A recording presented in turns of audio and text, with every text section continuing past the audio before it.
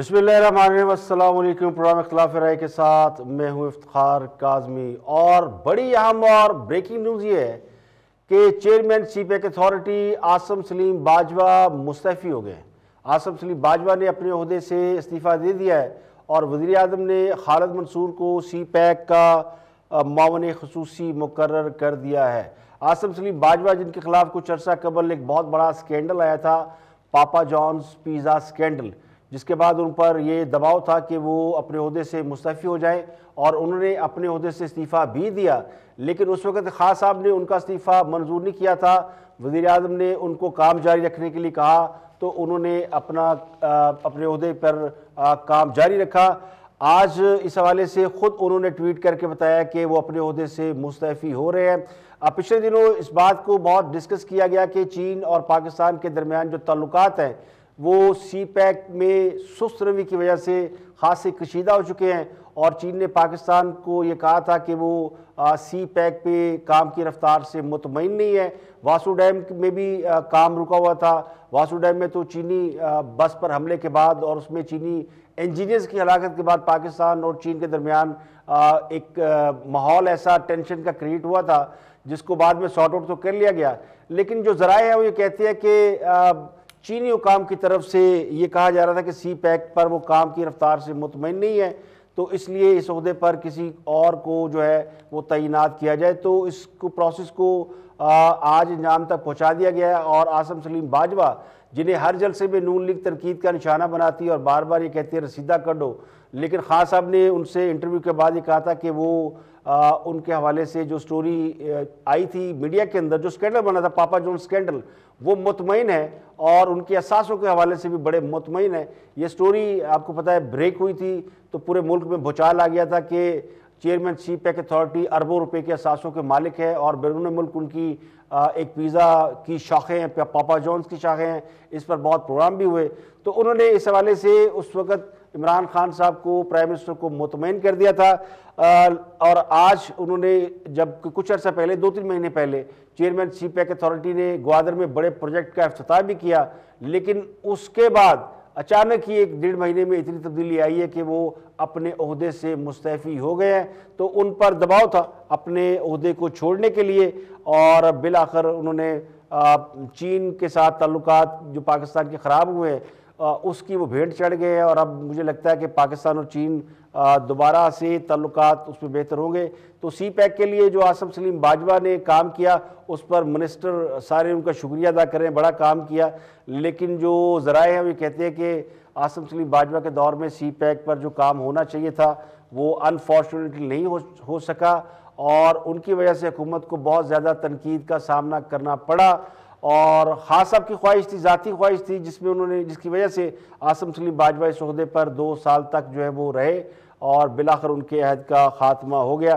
तो ये एक बड़ी खबर है और ये खबर इसलिए भी कि खान साहब का एक और फैसला बाउंस बैक कर गया है और 2 साल उनको सीपैक का सरबराह लगाने के बावजूद वो मतलूबा नताइज हासिल नहीं कर सके और बल्कि इसका बुरा असर पड़ा पाक चीन ताल्लुकात के ऊपर।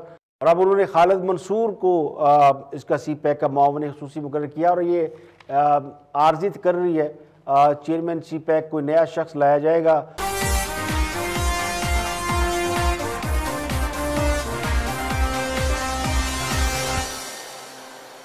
कहने वाले कहते हैं कि साबिक़ वज़ीर आज़म नवाज शरीफ ने शहबाज शरीफ के इंटरव्यू के बाद ट्वीट्स करके नया पंडोरा बॉक्स खोल दिया है जिससे उनके मुखालफिन के इस नज़रिए को तक़वीत मिल रही है कि शरीफ फैमिली में बयानिए या नज़रिए पर शदीद इख्तलाफात हैं और मुमकिन है ये इख्तलाफ सिर्फ बयानिए और नज़रिए के ना हो बल्कि बात उससे आगे की हो।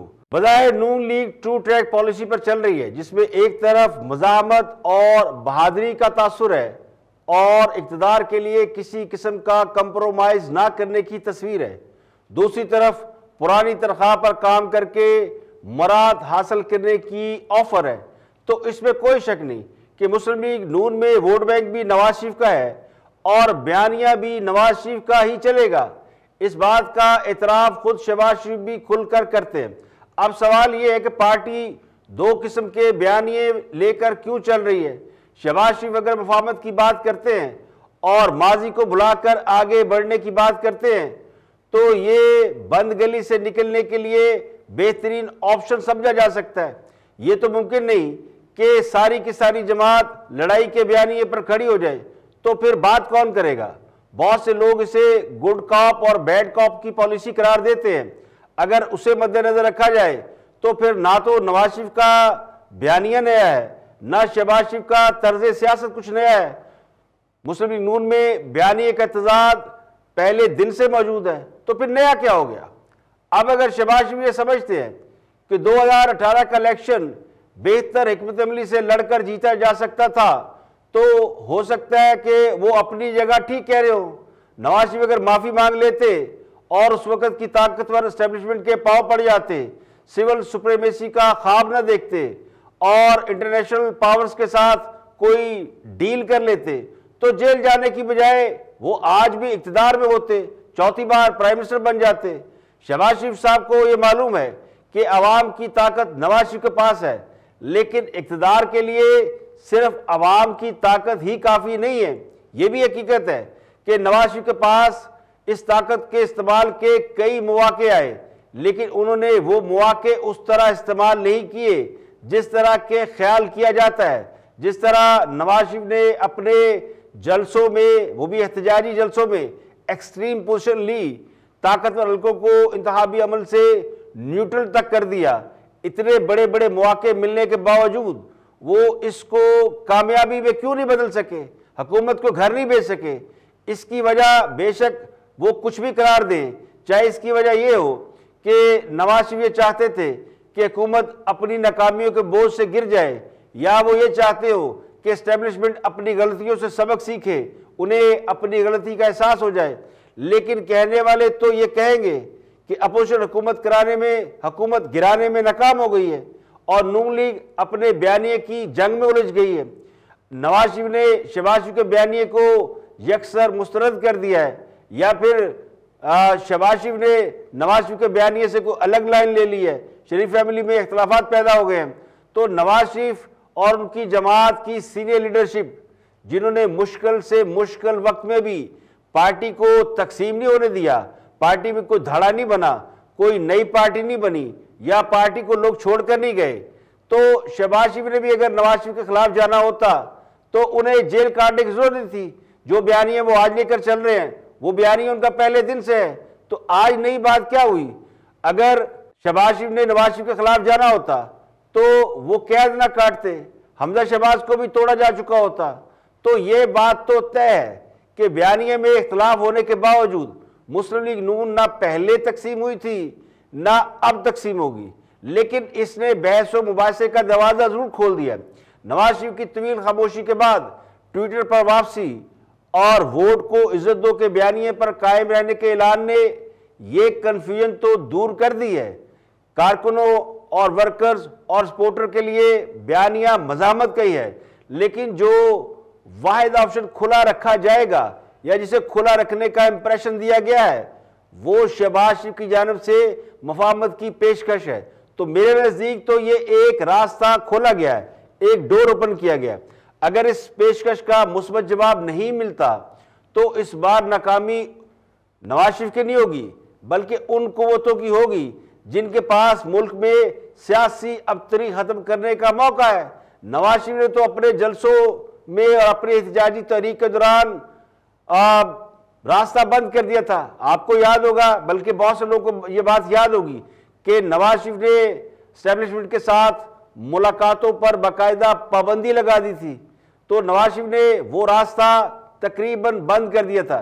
इसे मुझे यूँ लगता है, हो सकता है मैं गलत हूँ, लेकिन मुझे ये लगता है कि शहबाज शरीफ के जरिए ये रास्ता दोबारा खोल दिया गया है और बॉल अब ताकतवर हल्कों के कोर्ट में है कि क्या वो मुल्क को दुरुस्त सिमत लेके जाना चाहते हैं, या मुल्क में सियासी अबतरी खत्म करना चाहते हैं, या ये माइंडसेट अभी तक अपनी पुरानी सोच पर खड़ा है।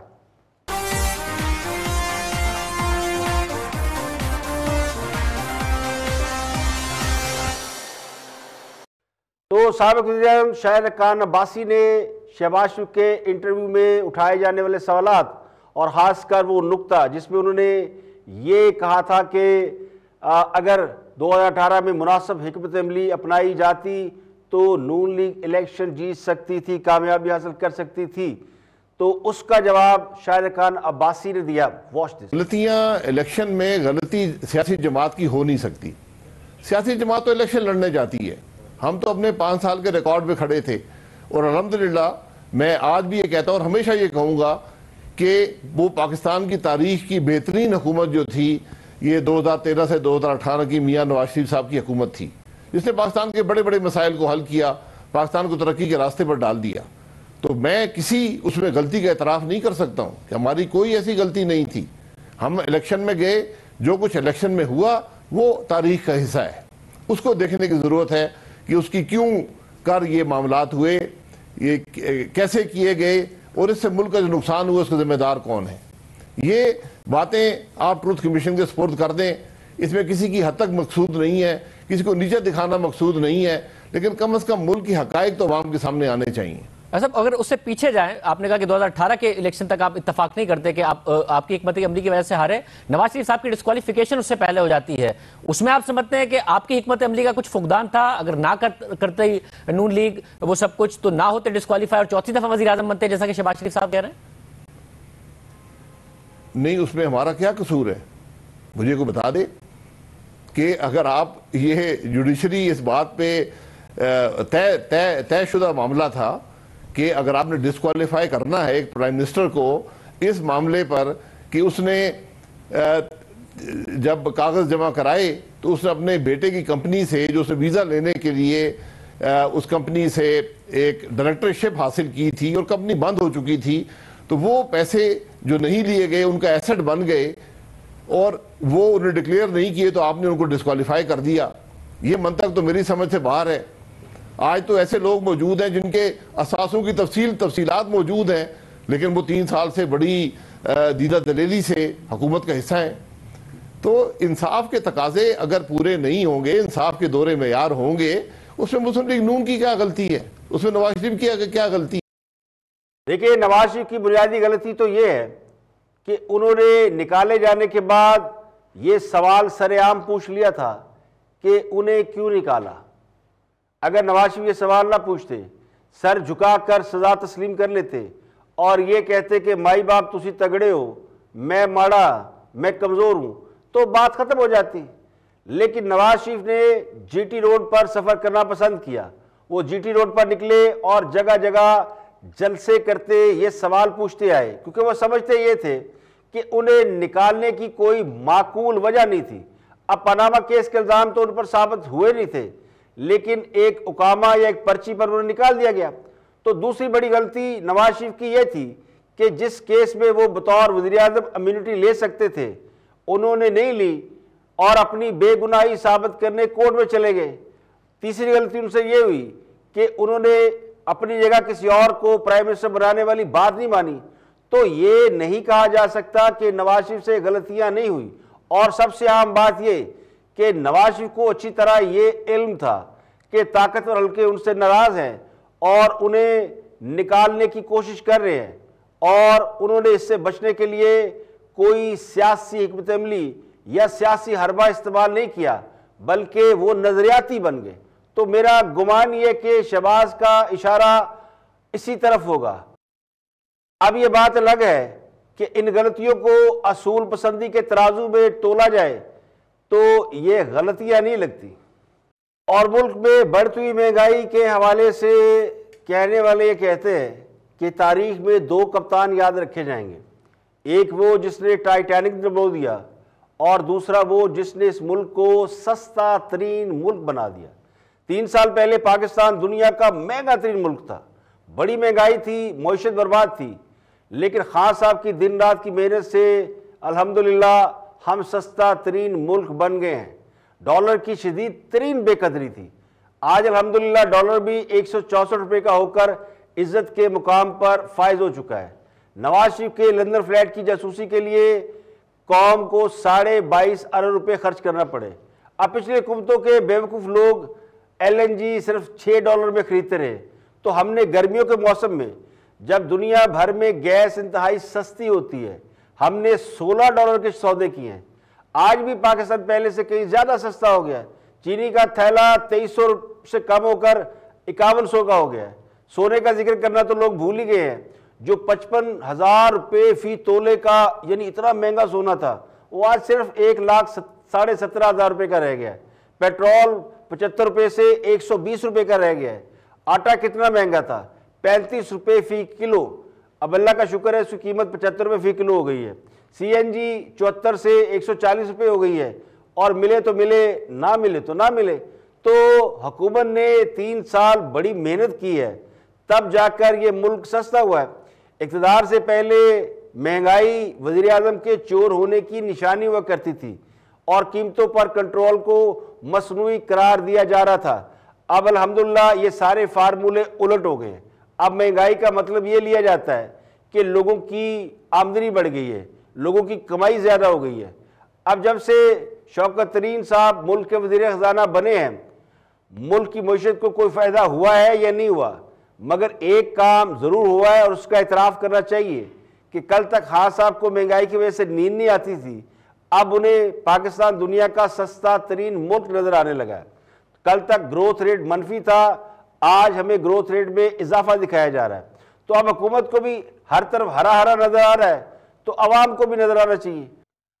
अब 3 साल पुरानी बातें छोड़ें, सिर्फ एक साल में घी 32%, कुकिंग ऑयल 31.7%, चीनी 23%, आटा 15%, मसाला जात 16%, दूध गोश्त 13% और बिजली 21% तरक्की कर गई है।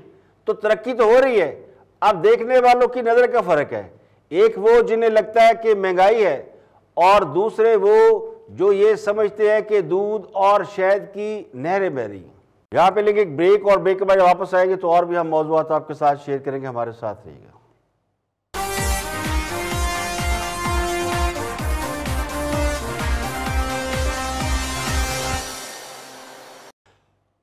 Welcome back. आप देख रहे हैं प्रोग्राम इख्तिलाफ राय में इफ्तिखार काज़मी। ब्रेक के बाद हाजिर खिदमत है। आगे बढ़ते हैं और आज कुछ दोस्तों की बात करते हैं। बड़े अरसे से उनका हमने तबसरा तजिया नहीं सुना, आपको भी दिखाते हैं, सुनाते हैं हमारे दोस्त क्या फरमाते हैं। मरियम ने हर मुमकिन कोशिश की है कि पिछले 2 महीने में शहबाज और उसके बेटे को पार्टी से और अपोजिशन लीडरशिप से फारग कर दिया जाए। हुआ ये है, जी हाँ, हुआ ये है, ज़रा ये you will understand.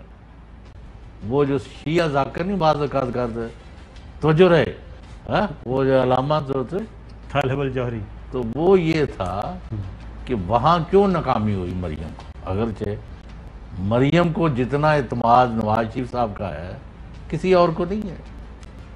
Ji I mean as a general rule. Having said this, अब प्रॉब्लम क्या हुई, शहबाज शरीफ पर प्रवेल क्यों कर गए। एक तो बयानिया पिट गया आज़ाद जम्मू कश्मीर में बुरी तरह कि कोई बंदा पाकिस्तानी को आखिरी पोस्ट पर भी जो है वो पाकिस्तान की फौज के खिलाफ बातें करने और सुनने को तैयार नहीं है। फिर वहां से निकले तो एक इनका गढ़ है वो वरियोल खानदान का सियालकोट जी, वहां भी इनको शिकस्त हो गई। और कोई बयानिया जो धांधली का ये हो गया वो हो गया फलां हो गया, सवाए शाहिद खाकान अब्बासी आज एक लगभ से उन्होंने और कितने इतने तो आर्मी चीफ नहीं पाकिस्तान के बने जितने उन्होंने मुल्क से बाहर बैठा दिए हैं। ये क्या हो गया है, कोई मेंटल जो है ना प्रॉब्लम है। एनीवे, अब प्रॉब्लम कहाँ, शिकस्त कहाँ खा गई मरियम। एक तो अवाम के हाथों उनका बयानिया पिट गया। दूसरा जो बड़ी अहम बात है, मुस्लिम लीग नून जो है वो ये समझती है कि हमने फौज और रियासती अदारों को टारगेट करके हम सीधे सीधे इमरान खान और पीटीआई की हुकूमत के हाथों में।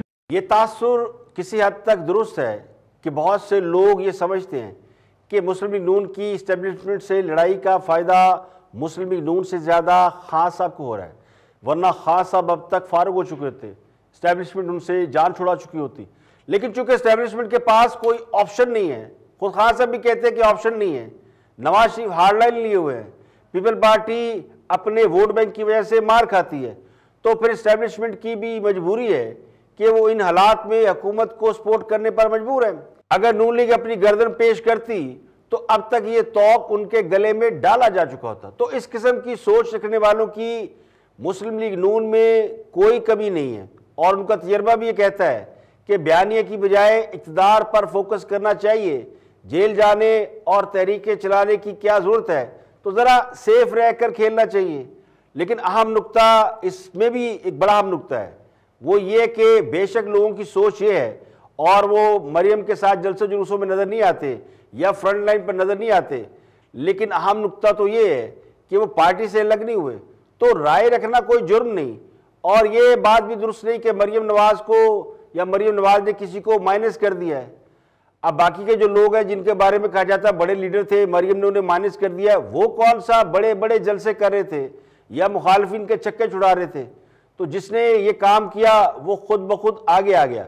और इसमें एक बात जो याद रखने की है वो है फितरी तौर पर, यानी जो लोगों की नेचर होती है, नेचरली या फितरी तौर पर लोग बहादुर लोगों को पसंद करते हैं।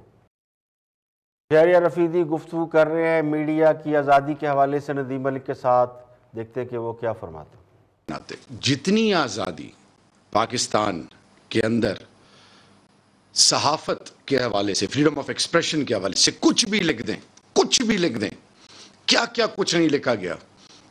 बदकिस्मती से जब सिंध में सहाफ़ी का मर्डर होता है तो उसको तो कोई पूछता नहीं है।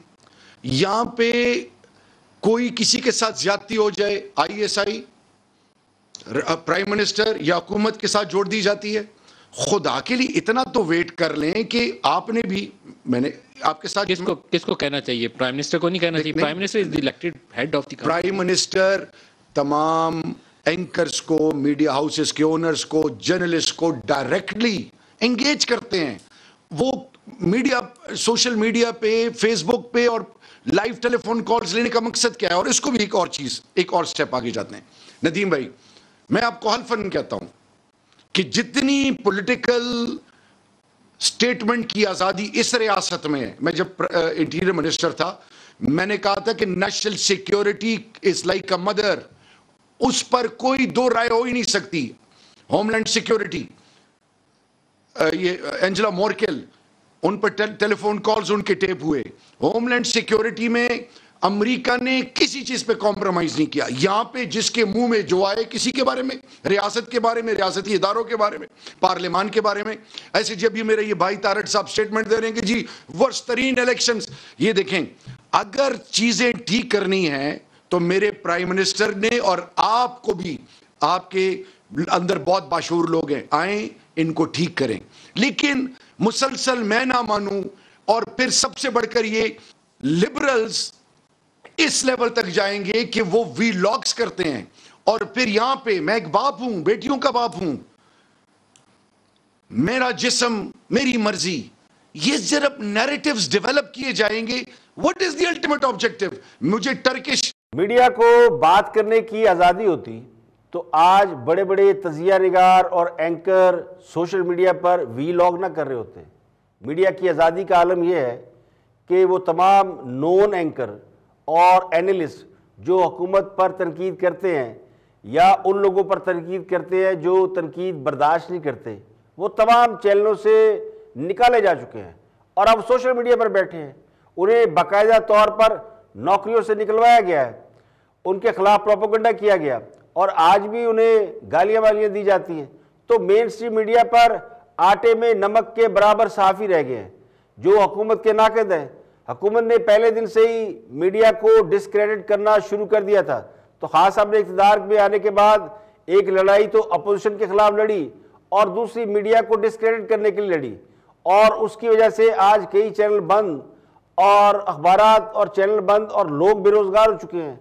अब पता नहीं किस मुंह से लोग झूठ बोलते हैं कि मीडिया को बड़ी आज़ादी है, चूँकि सोशल मीडिया पर अभी हुकूमतों का उस तरह कंट्रोल नहीं है, वरना अब तक यहाँ से भी लोग फारग हो चुके थे।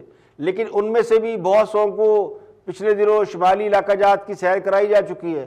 तो ये हकीकत आवाम को अच्छी तरह मालूम है कि मीडिया आज़ाद तो है, मगर किस हद तक आज़ाद है ये भी हकीकत बहुत से लोगों को मालूम है। यहाँ पे लेंगे एक ब्रेक और ब्रेक के बाद वापस आएंगे और भी हम मौज़ूआत आपके साथ शेयर करेंगे। हमारे साथ रहिएगा।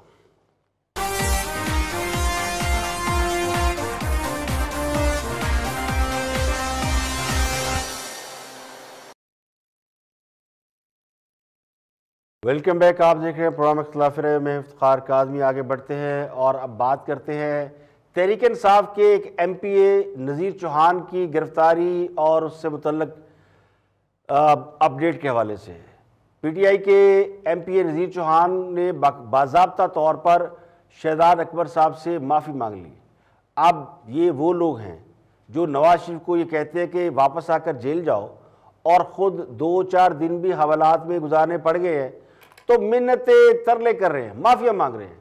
नज़ीर चौहान ने शहजाद अकबर से फ़ोन पर माफ़ी मांगी, वीडियो पर बयान जारी किया, लिख कर माफ़ी मांगी, हवालात जाने की बजाय बीमार होकर दिल पकड़ा और अस्पताल में दाखिल हो गए। तो नज़ीर चौहान का केस बहुत बड़ी मिसाल है उन लोगों के लिए जो आज हुकूमत में है और बड़े बड़े दावे कर रहे हैं और बड़ी बड़ी बढ़ के मार रहे हैं।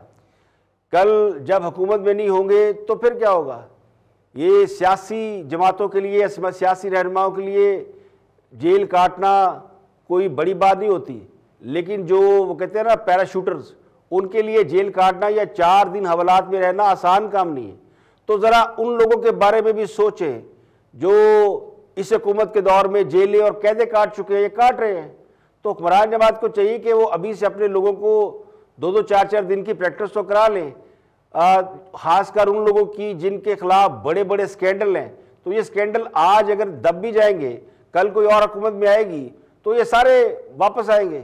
अब नज़ीर चौहान को देखकर तो यूँ लगता है कि जैसे PTI में बहादुर लोगों की किल्लत है जो जेलें नहीं काट सकते। उस वक़्त तो नज़ीर चौहान बड़े उछल कूद रहे थे जब जहांगीर तरीन पर बुरा वक्त था और जहांगीर तरीन ने पूरा MNA MPS का ग्रुप बनाया, वजीरों को साथ मिलाया और खान साहब को पूरा दबा दिया और खान साहब से NRO ले लिया तो खेल ख़त्म हो गया। वो अमीर आदमी थे, ताकतवर आदमी थे। शुगर की जो इस वक्त भी केस चल रहा है अदालत के अंदर कि चीनी की कीमत जो है वो जो अदालत ने मुकर्रर की है, हुकूमत ने मुकर्रर की है, शुगर मिल मालकान उस पर बेचने को तैयार नहीं है। तो उन सब के सुर्खील जहांगीर तरीन है और उन पर चीनी में अरबों रुपये करप्शन का इल्ज़ाम है। अब उनको NRO मिल गया तो उनको क्या पड़ी है कि वो नज़ीर चौहान जैसे एक मोहरे की लड़ाई लड़े। अब नज़ीर चौहान कमज़ोर आदमी है, इस बात का एतराफ़ करना चाहिए। उसे समझ आ गई कि भाई मैं तो कमज़ोर आदमी है, तो उसने माफ़ी मांग कर जान छुड़ा ली है और शहजाद अकबर ने भी उन्हें माफ़ कर दिया। अगर खुदा न खास्ता सियासी मुखालफिन के हत्थे चढ़ गए कल को तो फिर क्या होगा? आसानी से माफ़ी नहीं मिलती। ख्वाजा साद रफ़ी, ख्वाजा आसफ, खुर्शीद शाह, फवाद हसन, आहद चीमा, शहबाज शरीफ, हमजा शहबाज, लाइन लगी हुई है। इन सब को माफ़ी नहीं मिली, सजाए भुगत कर ही जान छूटी है। तो नज़ीर चौहान ने शहजाद अकबर से बाज़ाब्ता तौर पर माफ़ी मांग ली। अदालत ये माफ़ी नामा कबूल भी कर लेगी और उनकी ज़मानत भी हो जाएगी और केस भी फारग हो जाएगा। लेकिन ये बता रहा है कि ये यानी हालात व वाक़यात की एक निशानदेही भी कर रहा है। तो समझदार के लिए इशारा काफ़ी है। और साबिक सेनेटर और PTI रहनुमा मौलाना तनवीरुल हक थानवी ने PTI को खैरबाद कह दिया और उन्होंने आज पीपल्स पार्टी में शमूलियत का ऐलान कर दिया है। मौलाना तनवीरुल हक थानवी MQM के टिकट पर सेनेटर मुंतखब हुए थे, लेकिन चंद माह कबल जब उन्होंने खान साहब की जमात में शमूलियत अख्तियार कर ली थी और इस हवाले से उन्होंने बड़े नेक जज्बात का इजहार किया था, लेकिन आज उन्होंने पीपल पार्टी सिंध के सदर निसार अहमद खोड़ो से मुलाकात के बाद पीपल पार्टी में शमूलियत का ऐलान किया। पिछले दिनों उनकी एक वीडियो भी बड़ी वायरल हुई थी जिसमें उन्होंने इस बात पर एतराज़ किया था कि कोरोना वैक्सीन ज़बरदस्ती नहीं लगानी चाहिए और हुकूमत इसको ज़बरदस्ती क्यों लगा रही है। इस पर भी उन्हें शायद कोई पैगाम भी दिया गया था कि आपने इस किस्म का मैसेज क्यों दिया है। तो उन्होंने वो एक दीनी शख्सियत है और एक कादावर शख्सियत है, तो उन्होंने इस बात को अच्छा महसूस नहीं किया और उन्होंने PTI को छोड़कर तहरीक इंसाफ को खैरबाद कहकर पीपल पार्टी में शमूलियत अख्तियार कर ली।